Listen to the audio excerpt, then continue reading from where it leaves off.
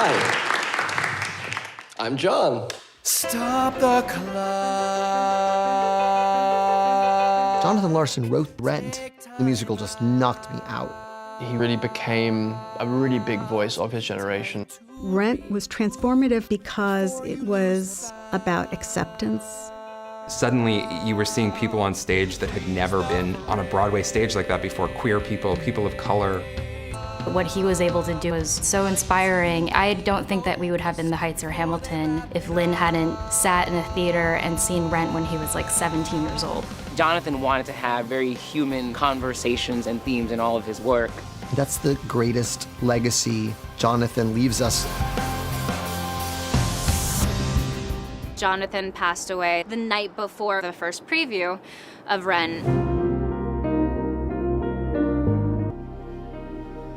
The tragedy of Jonathan's death is so immense. Something that Lin was adamant about from the beginning is that this was not the story of Jonathan's death. This is the story of his life. Before Rent, there was a Tick, Tick, Boom. So what am I supposed to do now? Tick, Tick, Boom began as this solo piece that Jonathan wrote and performed himself.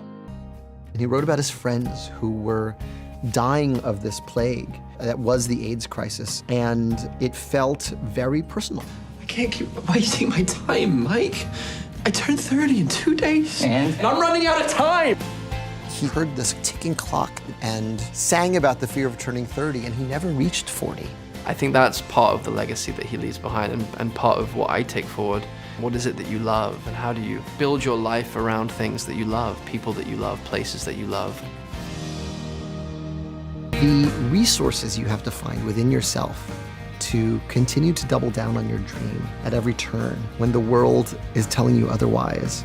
This feels as personal as anything I've ever made, and I hope the movie feels like a message in a bottle to young artists saying, this is going to be harder than you think it is, and it's going to be worth it if you love what you do. Actions speak louder than